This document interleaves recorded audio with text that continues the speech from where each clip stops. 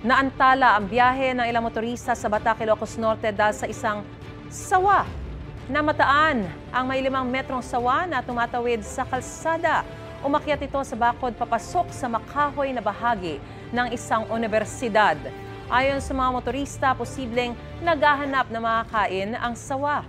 Wala namang nasaktan sa nangyari.